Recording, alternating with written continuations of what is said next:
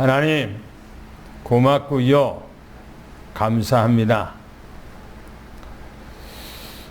우리가 아무리 생각을 해보아도 주님의 그 크신 사랑을 받는 우리가 얼마나 귀한 사랑을 받았는지, 하나님께서 우리를 얼마나 사랑하셨는지, 우리가 얼마나 하나님의 은혜 속에서 살아왔는지 하나님 앞에 새삼 감사할 수밖에 없습니다. 주님, 날마다 말씀 속에 우리가 깊이 거하며 주님께서 우리에게 주신 그 은혜가 더 깊어지고 하나님 앞에 더 깊은 고백이 나오고 하나님 앞에 영광 돌릴 수 있는 그런 삶 속에 우리의 삶이 풍요롭게 간건하도록 하나님이 축복받기를 원합니다. 건강의 축복도 받기를 원하옵고, 하나님 경제적인 축복도 받기를 원하옵고, 영적인 축복도 받기를 원하옵고, 또 육신적 건강의 축복도 받기를 원합니다.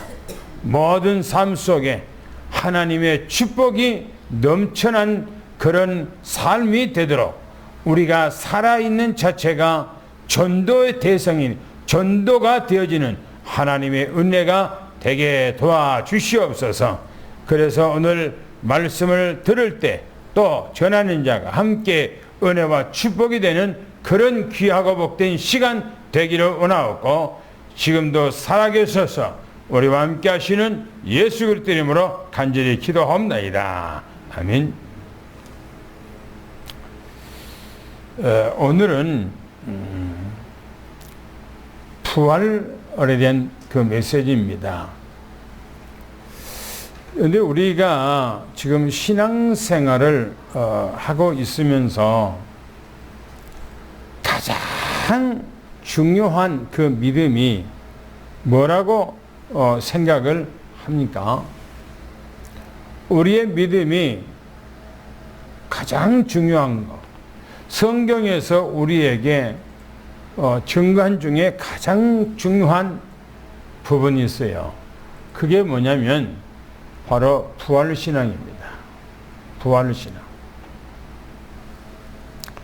부활신앙이, 우리 기독교가 부활신앙이 없다면은 일반 종교하고 같아요. 불교나 유교나 마음의 신앙, 어떤 종교하고 다를 바가 없어요. 똑같아요. 그렇다면은 뭐 전도할 필요도 없어요. 똑같은데, 불교나 유교나 마음의 신앙 똑같은데 왜 우리가 전도해야 됩니까? 다르기 때문에 그런 거예요. 뭐가 다릅니까? 저들은 생명이 없어요. 종교에는 생명이 없어요. 그런데 우리에게는 생명이 있는 것입니다. 그 생명이 뭡니까? 부활의 생명이에요.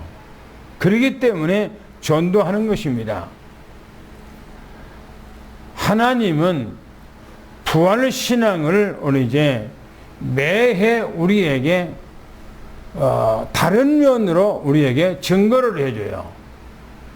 연이 봄이 되면은 나무를 본다든지, 안 그러면 지나가다가 애벌레나 안 그러면 나비가 날아다닌다든지 꽃을 본다든지 하면은 무슨 생각을 합니까? 아무 생각 없이 참 예쁘다. 나무 잎파들이 참 예쁘게 이렇게 자라났네. 꽃이 너무너무나 예쁘다. 그렇게 아무 감각 없이 생각 없이 그렇게 이런 말을 하고 합니까? 그러면 안 되지요. 저는 매일처럼 산에 이렇게 가면서 나무들이 겨울에는 이파리가 없고 앙상하게 죽은 나무처럼 그렇게 서 있어요. 그런데 그 봄이 되면 따뜻한 기운을 받으면 그 나무들의 색깔이 달라져요. 색깔이. 나무는 아직 싹이 안 났는데 색이 달라져요. 약간 끝이 파랗게져요.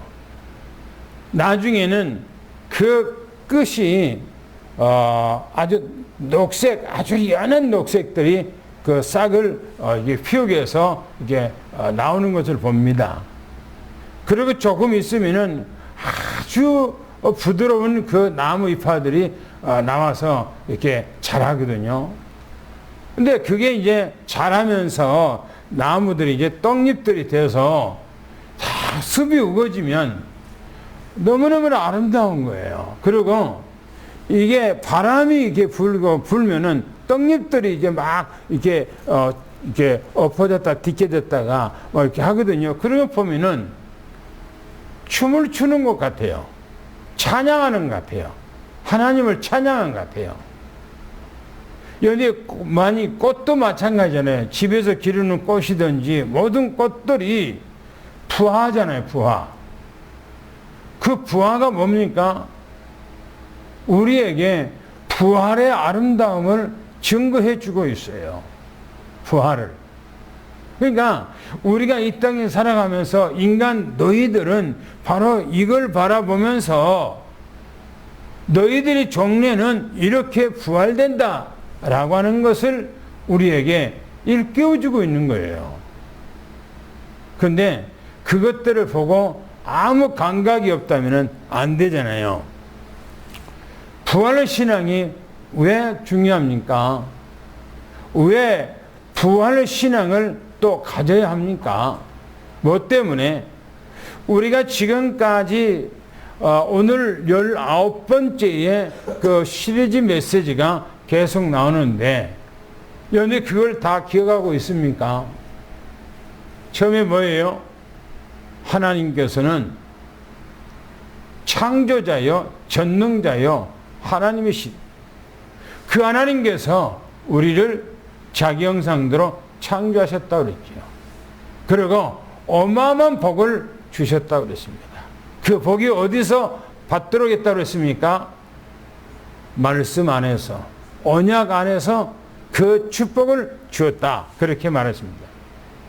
그런데 그 축복을 우리가 다 받고 하나님께 주신 그 복을 하나도 손상함이 없이 그 복을 받고 지금 살아가고 있습니까? 아니잖아요. 다 잃어버렸잖아요. 왜 그랬습니까? 성경에서 그 증거를 얘기해 주죠. 창세기 3장에 사단 마귀가 인간을 미혹하고 하나님과의 약속한 그 계약했던 그 계약을 깨버렸다고 그랬죠. 그리고 인간은 하나님 앞에 두렵고 무서워서 인간이 하나님을 떠나 나무 속에 숨었다고 그렇게 말하죠. 그 결과로 오는 것이 6가지라 그랬어요. 6가지. 무슨 문제입니까? 영적 문제가 왔다고 그랬어요. 두 번째는 우상 문제가 왔다고 그랬어요. 세 번째는 정신 문제가 왔다고 그랬어요. 네 번째는 바로 육신 문제가 왔다고 그랬어요. 다섯 번째는 뇌세 문제가 왔다고 그랬어요. 죽음이죠.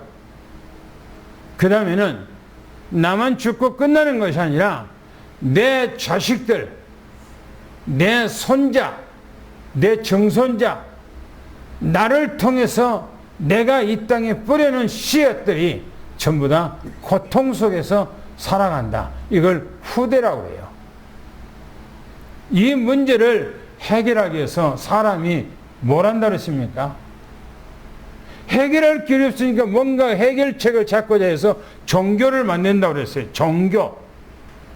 그것도 마음에 안 들어서 그것도 양이 안 쳐서 착하게 살아라, 선하게 살아라, 바르게 살아라, 진실하게 살아라, 거짓 없이 살아라.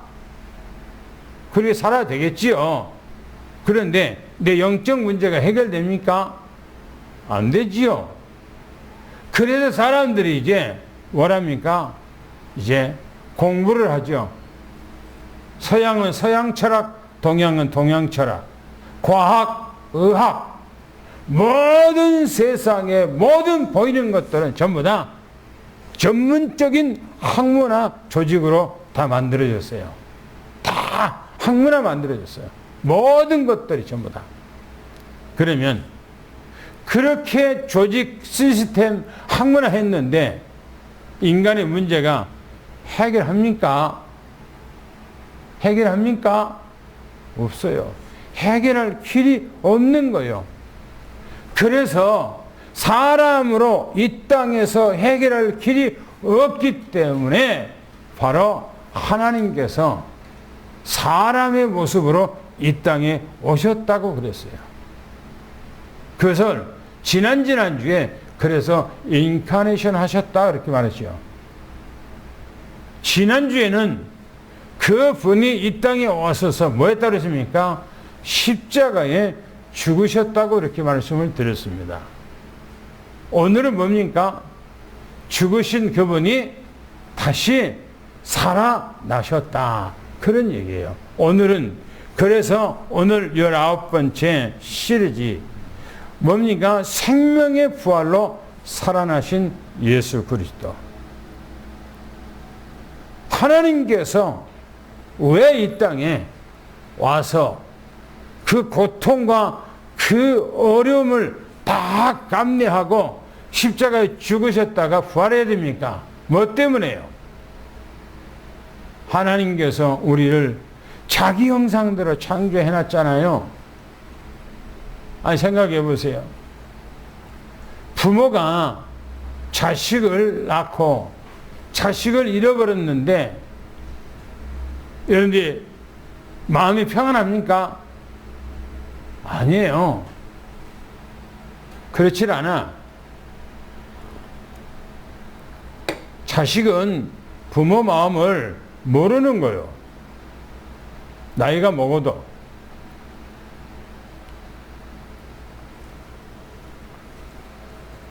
자식은요, 제가 엊그저께 지난 몇 년 전에 우리 교회에 합숙 강사를 왔던 박보현 목사님 어머님이 돌아가셔서 부산에 이제 갔다가 이렇게 왔는데 95세 어머님이 95세에 돌아가셨어요. 같이 이제 밥을 먹으면서 그런 생각이 나더라고요. 자식이 죽으면 부모 앞에 자식이 죽으면 부모는 한이 돼. 땅에다가 묻지만은 그 땅에다가 묻는 것이 아니라 마음에다가 묻어요. 그 자식을 마음에다가 묻어. 그런데요, 자식은 부모가 돌아가시면은 여기 저 뒷동산에 묻으면서 웃어요. 웃어. 그게 부모하고 자식하고 틀린 거예요. 하나님께서 우리를 자기 형상대로 창조해놓고 사단 마귀를 통해서 우리를 잃어버린 거예요. 그래서 우리 잃어버렸던 우리를 찾으러 이 땅에 오신 겁니다. 그래서 와서 보니까 인간이 사단 마귀에게 잡혔고 사단 마귀에게 노예가 됐어. 거기서 꺼내야 돼. 그렇기 때문에 자기가 속전으로 자기 자신을 속전으로 내놓고 자기가 십자가에 죽어서 거기서 꺼낸 거예요. 그게 하나님의 심정이에요. 그래서 오늘 예수님께서 죽으셨다가 하나님이라고 하는 증거로, 그리스도라고 하는 증거로 다시 사신 것입니다. 오늘 본문 말씀 첫 번째 보면 하나님의 방법이 부활이라고 그랬어요. 무슨 방법입니까? 우리를 구원하는 방법. 우리를 구원하는 방법. 지난주에는 바로 하나님께서 성육신하셔서 이 땅에 오셨다고 그렇게 말씀을 드렸습니다. 요한복음 1장 14절에 그렇게 말씀을 드렸어요. 우리 성경 한번 읽어볼까요? 주보에 나왔을 겁니다. 다 같이 한 목소리로 같이 읽습니다. 시작. 말씀이 육신이 되어 우리 가운데 거하시매 우리가 그의 영광을 보니 아버지의 독생자의 영광이요 은혜와 진리가 충만하더라. 예, 말씀이 육신이 돼요. 하나님께서 선지자들을 통해서 말씀하신 그대로 이 땅에 오셨다. 그렇게 말씀하고 있습니다. 그래서 인간은 완전히 죽은 상태, 잡힌 상태, 지옥으로 갈 수밖에 없는 인간이었어요. 그래서 어떻게 됐습니까? 이 상태로 가진 인간은 스스로 영적인 문제를 해결할 수 없고 하나님을 만날 수가 없어요. 인간이. 뭐라고 성경이 말하는가? 로마서 3장 23절입니까? 모든 사람이 죄를 범하였음에. 그래서 하나님께서 우리 인간을 하나님께서 만날 수가 없기 때문에 우리 인간이 하나님을 만날 수 없기 때문에 만나 주시기 위해서 만나기 위해서 이 땅에 우리 인간의 모습으로 오셨어요. 말씀으로 이 땅에. 한번 이제 성경 한번 읽어볼까요? 빌립보서 2장 6절 7절 한번 읽어보겠습니다. 주보에 그대로 있는 거예요. 그대로 시작. 그는 근본 하나님의 본체시나 하나님과 동등됨을 취할 것으로 여기지 아니하시고 오히려 자기를 비워 종의 형체를 가지사 사람들과 같이 되셨고. 그렇죠. 하나님의 한이라니까. 하나님의 한. 무슨 한입니까? 자기 자녀들을 잃어버렸어요. 그래서 한을 가지고 찾아온 거예요. 그런데 우리나라에 보면은 자녀를 잃어버리고 평생 동안을 그 집에 이사가지 않고 혹시 혹여나 내 자녀가 이 집으로 다시 찾아올까봐 그 집을 못 떠난 거예요.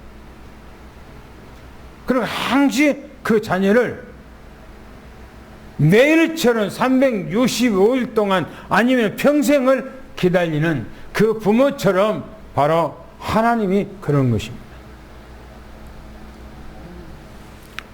그 주님께서 이 땅에 오셔서 십자가로 자기 사랑을 우리에게 확증한 거예요. 얼마나 우리 하나님께서 우리를 사랑하셨는지 확증했다는 말은 내가 너희들을 이렇게 사랑한다는 것을 표현해주고 보여줬다. 지금 그런 얘기입니다. 부모는 자식을 위해서 무엇인지 다 희생하려고 하는 겁니다. 그런데 만약에 여러분들이 동네에 양아치같이 아주 못돼 먹은 놈, 그런 놈 있다면 여러분들이 그 놈을 위해서 내가 대신 깜빵 살겠습니다. 그렇게 하겠어요? 어느 사람이, 세상에 어떤 사람이 그렇게 하겠어요? 성경에 우리 주님은 그렇게 하신 것입니다. 한번 성경 읽어보겠습니다. 로마서 5장 8절 말씀, 주에 있는 말씀 그대로 읽겠습니다. 시작. 우리가 죄인 되었을 때에 그리스도께서 우리를 위하여 죽으시고 하나님께서 우리에 대한 자기의 사랑을 확증하셨느니라. 그렇죠. 얼마나 우리를 사랑했는지 십자가로 우리에게 내가 너희들을 이렇게 사랑한다 라고 하는 것을 십자가로 보여줬다는 거예요. 그래서 이사야서 53장 4절에 말합니다. 나의 모든 죄를 십자가로 대신 죽으셨다고 그렇게 말합니다. 뭐랍니까? 그는 실로 우리의 질고를 지고 우리의 슬픔을 담당하였거늘 우리는 생각하기를 그 징벌을 받아서 하나님께 맞은다고 고난을 당한다 하였노라 라고 그렇게 말하고 있습니다. 또 구약 성경에 보면 인간을 대신해서 하나님 앞에 송아지나 양을 하나님 앞에 제물로 드렸다고 말합니다. 그것은 그림자입니다. 구약에 그 하나님 앞에 제물로 우리를 속죄하기 위해서 속전으로 하나님 앞에 송아지를 드리고 염소를 드리고 때로는 이제 양을 하나님 앞에 드렸어요. 그거는 먼 훗날 하나님께서 이 땅에 우리를 구원하기 위해서 오셔서 우리의 속전을 위해서 양으로 때로는 송아지로 염소로 자기를 드릴 것을 그렇게 말씀하고 있는 것입니다. 신약에서는 친히 그분이 이 땅에 와서 그렇게 언약하신 대로 죽으셨다라고 말합니다. 그런데 세 번째 오늘 우리 주님께서는 부활하신 겁니다. 성경 오늘 본문 말씀 고린도전서 15장 4절 말씀입니다. 우리를 얼마나 사랑하셨고 우리를 위해서 십자가에 못 박아 돌아가신 주에 주님께서는 부활하셨다고 그렇게 말씀하고 있습니다. 성경 한번 읽어볼까요? 고린도전서 15장 4절 말씀을 한번 읽어보겠습니다. 찾으신 줄 알고 읽습니다. 시작. 장사 진행받으셨다가 성경대로 사흘 만에 다시 살아나사. 장사 진행받았다는 뭡니까? 땅 속에 돌 속에다가 이제는 묻었다 그 말이죠. 그런데 약속대로 3일 만에 다시 살아나셨다라고 말합니다. 로마서 1장 4절 말씀에 부활하신 예수님께서는 곧 누굽니까? 부활하신 하나님께서 누굽니까? 그분이 곧 그리스도라고 얘기를 하고 있고요.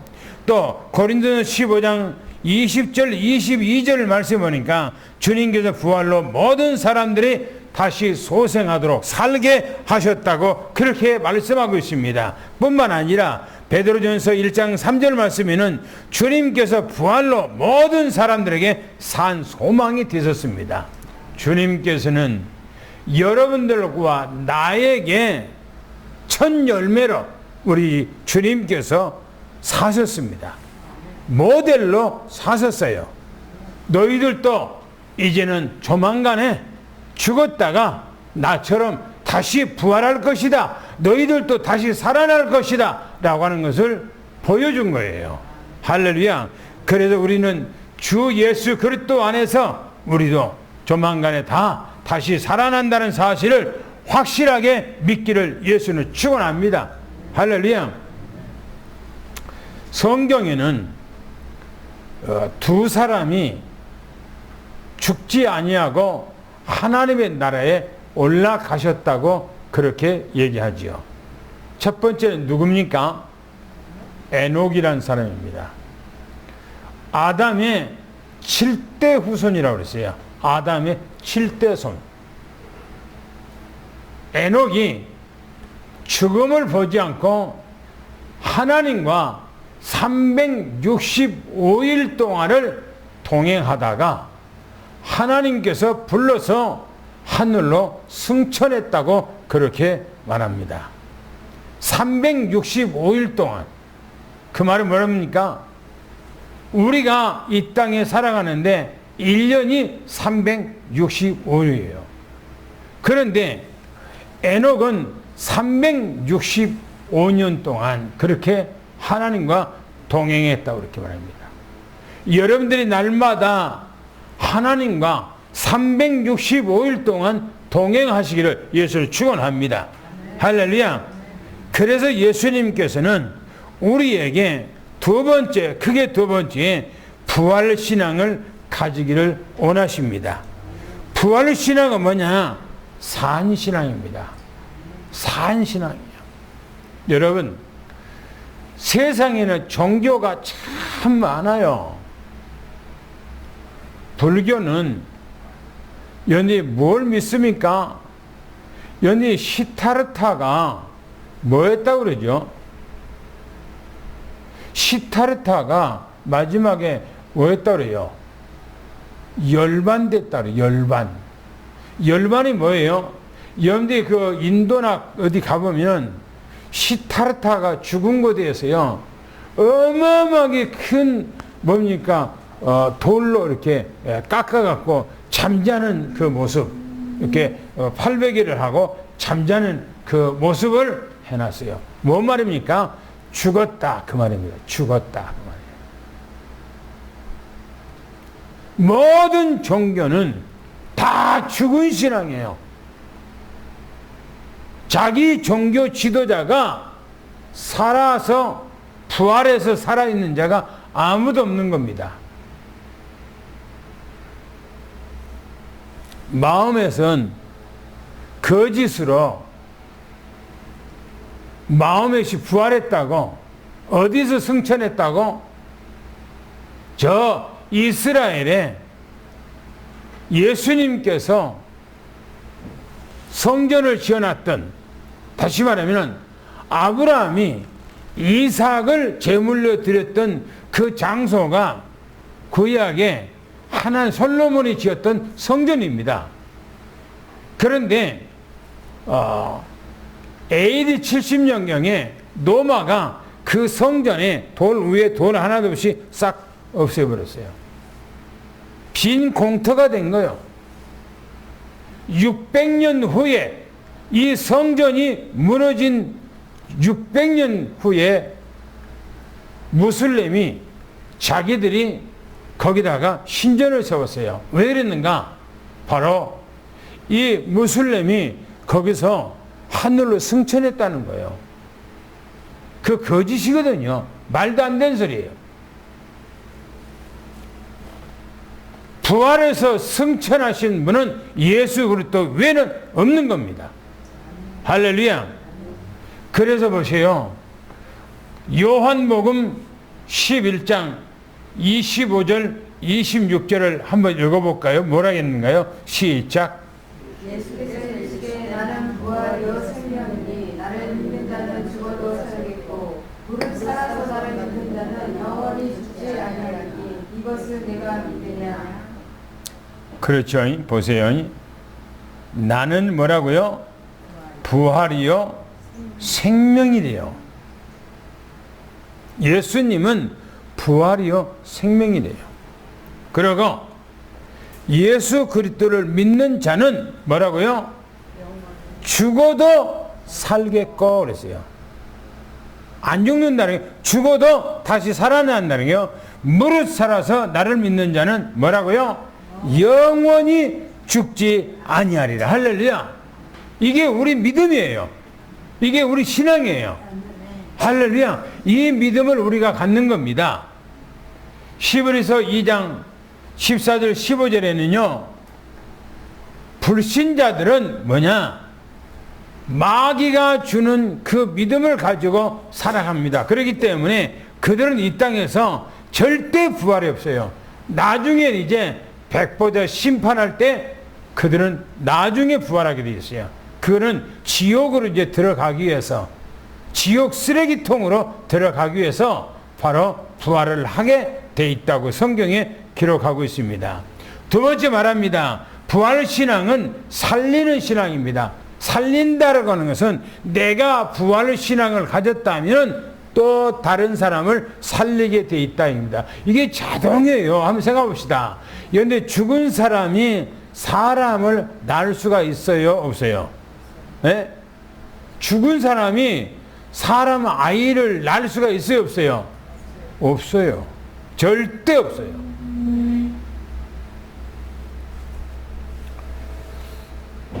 부산에 가면서 저 보은에 있는 후배 목사가 그런 얘기를 하더라고요. 같이 가면서 보은 시골이니까 그 동네에 이장이 자기한테 전화 왔대요. 목사님 그랬어. 왜 그러니까 우리 집 와서 닭을 가져가세요. 그러대요. 왜 그랬는데 그러니까 개가 닭을 50마리나 물어 죽여버렸다는 거예요. 50마리를 개가 물어 죽였대요. 그래서 그 닭을 다 갖고 가라고. 그래서 다 갖고 왔대요. 집으로. 그래서 그날 그걸 다 털 뜯고 냉동실에다가 넣든지 삶으든지 해서 누구 주든지 해야 되는데 하루를 놔뒀대. 그걸 하루를 놔뒀더니 나중에 털을 뜯어보니까 배가 파릇해요. 배가. 그러니까 벌써 맛이 간 거예요. 그래서 다 버려버리고 거기서 조금 괜찮은 거 이제 4마리만 삶았더니 그래도 약간 냄새가 나더라는 거예요. 여러분이 죽어버리면요, 지금 이런 여름 같으면요, 하루가 지나면은 벌써 썩어요. 썩어. 그래서 사람이 죽으면 3일장, 4일장 하는데 어떻게 합니까? 냉동실에다가 넣어서 썩지 않도록 보관하면서 장례식을 하는 거 아닙니까? 그 죽은 사람이 어떻게 아기를 낳습니까? 죽은 신앙은 절대 생명을 생산할 수가 없는 겁니다. 살아있는 사람은 반드시 아기를 낳게 돼 있어요. 살아있는 사람. 오늘 여기서 말하고 있는 부활 신앙은 살아있는 신앙입니다. 그래서 살리는 신앙을 가진 거예요. 다른 사람을 살릴 수가 있는 것입니다. 그래서 잠언서 24장 11절 한번 읽어보겠습니다. 시작. 너는 사망으로 끌려가는 자를 건져주며 사육을 당하게 된 자를 구원하지 아니하려고 하지 말라. 그렇죠. 너는 사망으로 끌려가는 자. 누가 사망으로 끌고 갑니까? 사단 마귀가 끌고 가잖아요. 거기서 건져내라는 겁니다. 또 살육당하게 된 자를 구원하지 아니하도록 하지 말라는 거예요. 반드시 그 사람들을 구원하라는 겁니다. 그래서 지금부터 우리는 어떻게 하면 사람을 살릴까? 내 주변에 있는 사람은 어떻게 살릴까 하는 이런 마음을 가지기를 예수는 축원합니다. 할렐루야. 그리고 세 번째는 부활 신앙은 남기는 신앙이에요. 남기는 거. 뭘 남기는 겁니까? 건물을 남기는 거 아니에요. 연데요, 이 건물 어떤 수백억을 들여서 수천억을 들여서 막 건물 짓잖아요. 저는 그걸 동감하지 않아. 정말 큰 감동도 저는 그런 것이 없어요. 거기에 대해서. 보세요. 유럽에 가보면요, 어마어마한 성전을 지어놔서 지금부터 100여 년 전에 그때 당시에 사람들이요, 자기가 못 먹고 못 입면서 다 헌금하고요, 하나님의 성전을 위해서 막 헌신했어. 그런데 그 사람들이 다 죽고 없어요. 지금은 저 유럽이 무슬림화 돼 가고 있고요, 믿음 있는 사람들은 다 그 당시에 죽고 후대들이 몇몇 사람만 남아서 그 교회를 관리 운영할 수가 없어요. 그래서 그 건물들이 전부 다 뭐냐? 창고로 팔려가고, 그렇게 성전에, 하나님의 성전이라 지었던 그 성전이 창고로 팔려가고, 술집으로 팔려가고, 또 무슬림인들한테 팔려가고, 다른 이단들한테 팔려가고, 그런 거요. 그런 성전이 뭐가 그렇게 중요합니까? 아니에요. 중요한 것이 아니고, 그거 중요한 것이 아니고 제자를 남기는 신앙이 중요하다, 이 말인 겁니다. 이 땅에 제자를 남겨야 돼요. 내 자식을 제자화해야 돼요. 할렐루야. 할렐루야. 내 자녀를 제자해야 되니까요. 전도해서 한 사람이라도 내가 제자를 만들었다, 내가 복음의 제자를 만들어야 되겠다라고 하는 그런 마음에 한이 딱 가져야 돼요. 전도 제자. 예수님께서 마태복음 28장 19절에 뭐랍니까? 그러므로 너희는 가서 모든 민족으로 제자를 삼아. 모든 민족으로 제자를 삼아. 아침에 정문식 선교사한테 문자가 왔어요. 이스라엘에가 있는데 자기가 교회 주일날 예배를 인도하는데 어떤 교회 목사 그 교회에서 예배를 인도한다고 그렇게 아마 거기는 예배를 이미 들었어요. 왜냐면 이스라엘이라는 나라는 온 국민이 전부 다 주일을 지키는 것이 아니고 안식일을 지켜요. 그러니까 이스라엘에는 안식일을 예배드려요. 기독교인들도 안식일날 예배드려요. 똑같이 그들하고 똑같이. 그러니까 어제 이미 드렸죠. 예배를.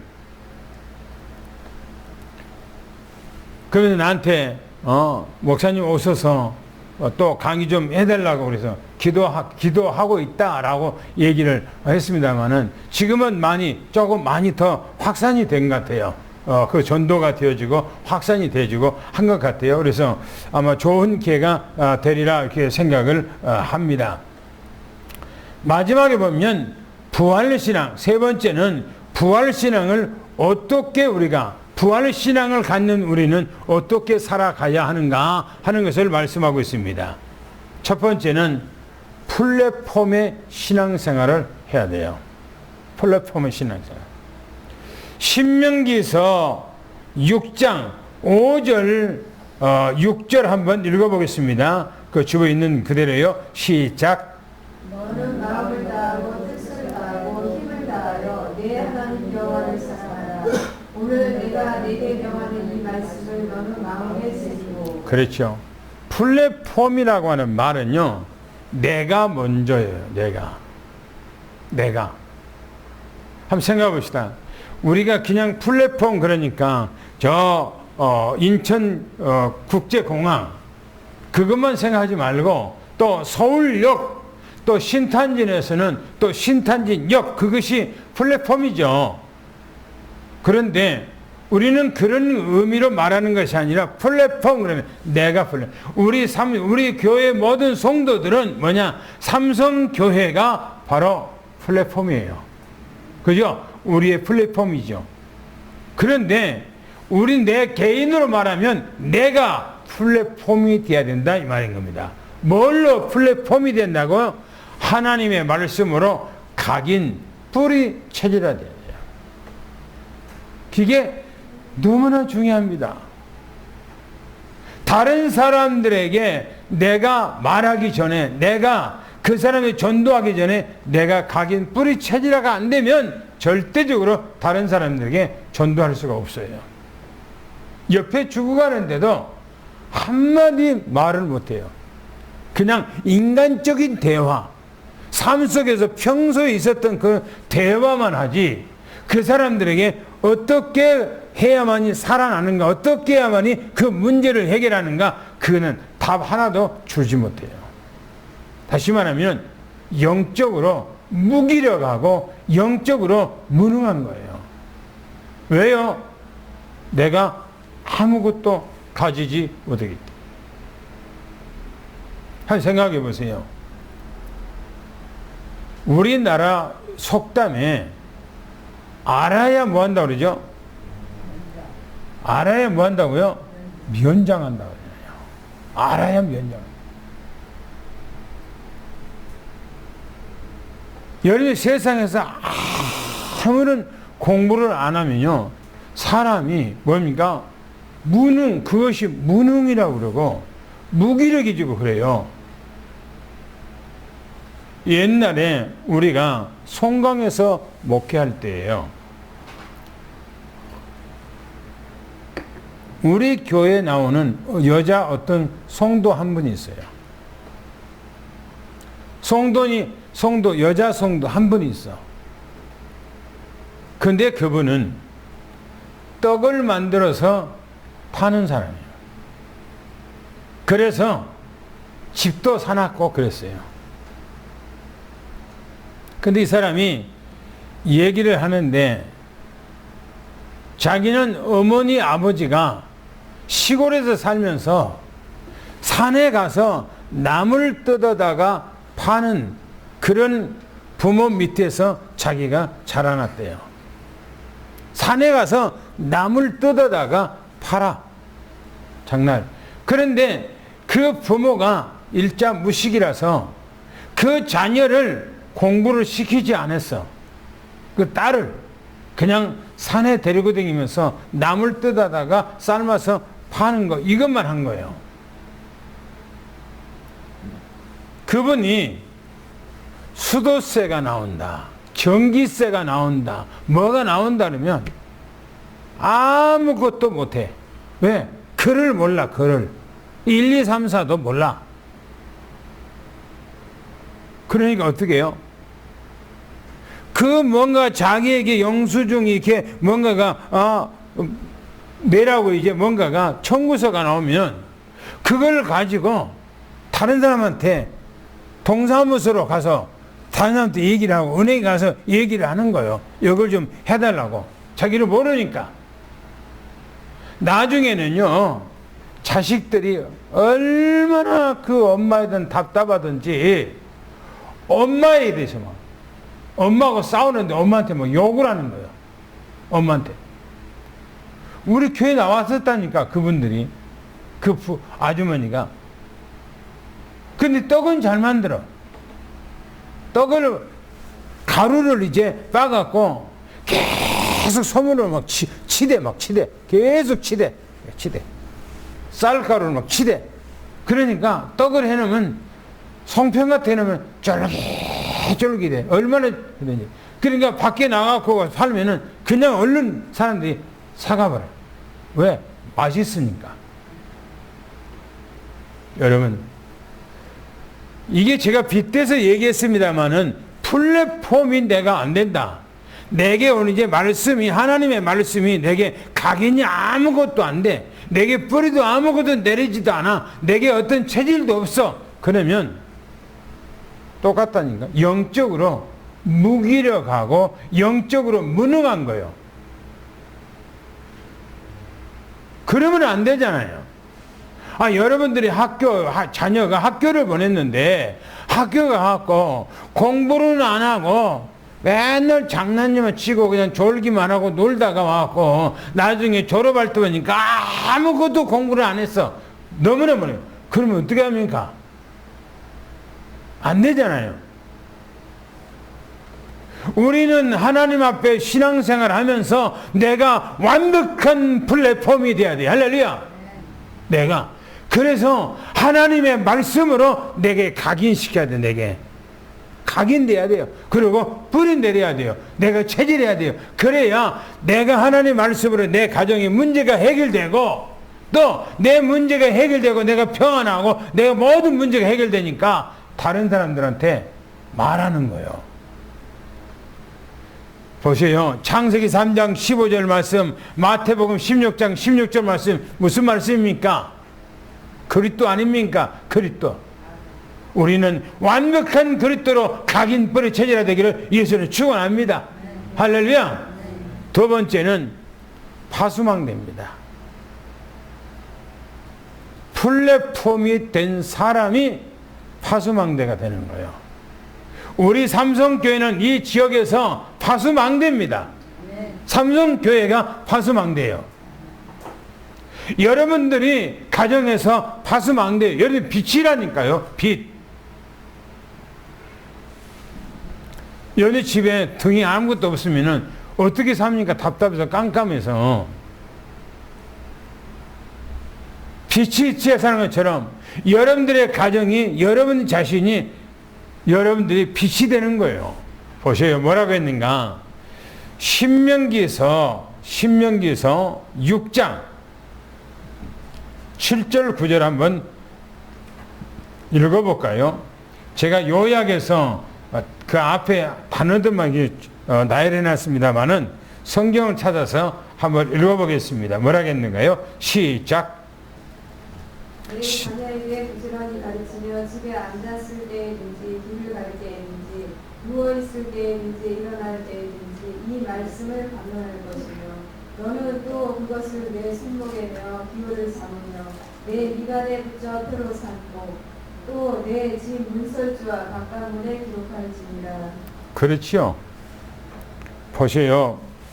이게 어떤 사람이냐면 앞에서 플랫폼이 된 사람이 다른 사람에게 그렇게 할 수가 있다 이거예요. 그렇게 해야 된다 이겁니다. 내가 부모가 그렇게 되면 자녀들에게 그렇게 한다 이 말인 것입니다. 예수님이 그렇게 하라 이 말입니다. 부지런히 가르치며 집에 있을 때든지 길에 갈 때든지 누웠을 때든지 강론하라. 강론하는 거요. 그리고 손목에다가 기호를 메고 또 뭔가 기호를 삼고 미간에 붙여서 문설주 안팎에다가 그래서 나가고 들어갈 때마다 오늘 그거 보고 말씀을 기억하도록 하라는 것입니다. 뭐란 말입니까? 제자를 남겨라 이 말입니다. 내 자녀를 제자로 남겨라 이 말인 것입니다. 할렐루야. 마태복음 4장 18절 19절에 성경이 말합니다. 베드로와 안드레와 요한과 야고보를 예수님께서 뭐라 그랬습니까? 4장 19절에 뭐라 그랬어요? 그렇죠. 나를 따라오느라. 나를 따라오느라. 내가 너로 뭐라고요? 사람을 낚는 어부가 되게 하리라. 할렐루야. 여러분들 우리는 이 땅에서요 일평생 동안 사람을 낚는 어부가 되기를 위해서 축원합니다. 할렐루야. 사람을 낚는 어부예요. 어부. 연휴 가서 사람들을 만나면 뭔 얘기를 많이 합니까? 사람을 살릴 수 있는 성경 말씀 외에는 이 땅에 어떤 희망도 대안도 아무것도 없습니다. 우리는 오로지 예수 그리스도 안에서 그런 축복과 응답을 누리기를 축원합니다. 내가 딱 플랫폼이 되면요, 내 한 사람 자녀를 완전히 제자 삼든지, 안 그러면은 내 이웃을 내가 제자로 삼든지, 나하고 같이 일하는 사람을 제자로 삼든지 하면은 뭡니까? 세 번째는 안테나의 삶이라고 그랬어요. 안테나란 말은 뭔 말입니까? 소통한다, 교통한다, 교감한다 라고 하는 의미가 있는 거예요. 왜요? 안테나가 없으면은 소통이 안 돼, 전화가 안 되는 겁니다. 그잖아요. 만약에 이 신탄지 지역에 안테나가 아니 LG나 아니면 SK나 어떤 회사에 안테나가 없다면은 통화가 됩니까? 안 돼요. 통화가 없는데 안 되게 돼 있어. 안테나란 말은 교감한다, 교통한다, 소통한다 그 말이에요. 오늘 여러분들이 말씀으로 완전히 다 확인되고 말씀으로 각인 부딪혀지면 여러분들이 제자가 되면 제자하고 소통하고 대화하고 교통하고 그렇게 통하게 돼 있어요. 여러분들이 만약에 만나는 그 사람하고 일반적 대화를 했다라고 했을 때는 그거는 시간이 가면 갈수록 별로 큰 가치와 의미가 없어요. 성경 구절 한 구절이라도 가지고 한 달을 가지고 예수 그리스도라고 하는 그 이름을 가지고 대화하고 포럼할 때 그 안에서 뭔가가 큰 역사가 일어난 거지. 다른 대화가 무슨 소용이 있습니까? 아무런 가치가 없는데요. 오늘 우리는 예수님께서 이 땅에 우리의 모습으로 우리를 구원하기 위해서 오셔서 우리를 대속하시고자 십자가에 죽으셨습니다. 이분이 죽으셨다가 성경대로 3일 만에 살아나셨습니다. 그리스도라고 하는 증거로 살아나셨습니다. 생명의 주인이라고 하는 하나님이라고 하는 증거로 살아나셨습니다. 오늘 우리는 이 예수 그리스도가 나의 구세주요, 나의 하나님이요, 나의 구원자요, 여러분들의 모든 문제를 해결할 분이라는 것을 믿고 우리도 부활의 신앙으로 승리하기를 예수는 축원합니다. 할렐루야. 기도하겠습니다. 하나님 감사합니다. 너무너무나 감사합니다.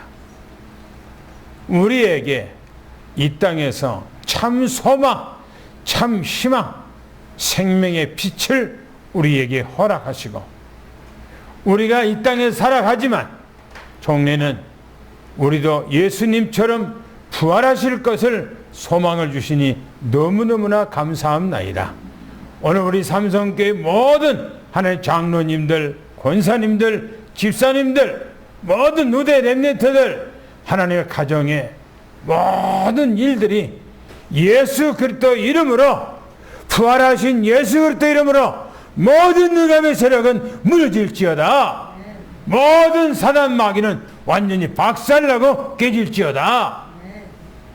하나님, 가정들마다 화목하고 가정들마다 예수 생명의 빛으로 환하게 비춰서 오직 생명의 은혜만이 임하게 하시고 위에서 내리시는 하나님의 그 힘과 능력을 가지고 보좌의 축복 속에 시공간을 초월한 하나님의 역사가 날마다 임하도록 하나님이 도와주시옵소서. 우리 주 예수 그리스도 이름으로 간절히 기도하며 축복하옵나이다. 아멘.